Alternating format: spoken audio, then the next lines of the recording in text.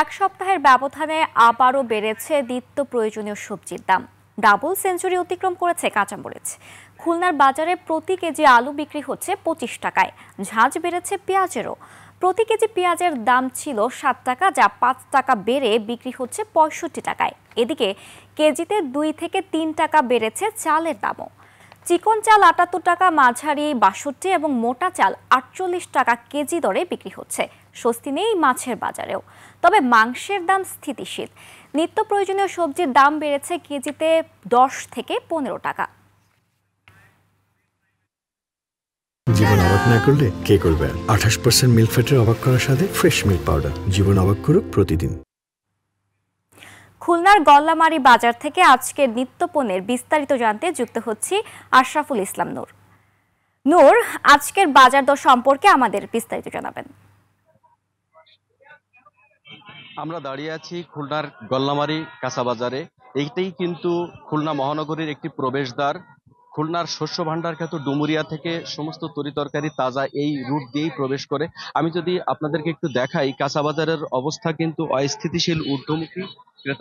ক্রেতা বিক্রেতাদের সাথে কথা বলে জানতে পেরেছি যে প্রতিটি কাঁচা বাজার তরিতরকারির দাম সপ্তাহান্তে 8, 10 এবং কোনোটি 15 টাকা দরে কেজি দরে বেশি বিক্রি হচ্ছে। বেগুন 90 টাকা, বরবটি 80 টাকা, পটল 40 টাকা, ঢেঁড়স 80 টাকা, করল্লা 60 টাকা, লাউ প্রতি পিস 50 থেকে 55 টাকা, পুঁই শাক ও লাল শাক প্রতি কেজি 50 টাকা, পেঁপে 40 টাকা এবং বাজারে মৌসুমের প্রথম প্রবেশ করেছে শিম, সেটি কিন্তু 240 টাকা কেজি দরেই বাজারে প্রবেশ করেছে। এভাবে প্রতিটি শাক, সবজি এবং তরিতরকারির দাম কিন্তু অস্থিতিশীল, ঊর্ধ্বমুখী। এবং সবচেয়ে বেশি যেটি ক্রেতাদের ভোগাচ্ছে সেটি হচ্ছে কাঁচামরিচ, যেটি 2 থেকে 250 টাকা কেজি দরে বিক্রি হচ্ছে। আমি যদি আপনাদেরকে একটু মাছ বাজারে দেখাতে চাই, মাছের দাম কিন্তু খুবই ঊর্ধ্বমুখী।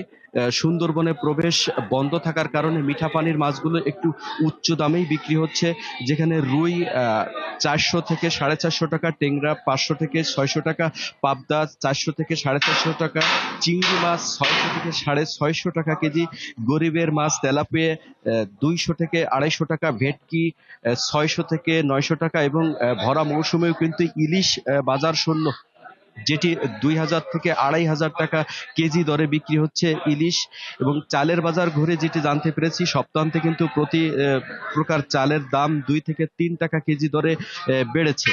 মাছের বাজার সবচেয়ে বেশি ঊর্ধ্বমুখী, ক্রেতা শূন্য। আপনাদেরকে দেখাচ্ছি, যেটি দেশি বেলে মাছ সেটি কিন্তু 1000 এবং 1200 টাকা, ট্যাংরা মাছ 600 টাকা।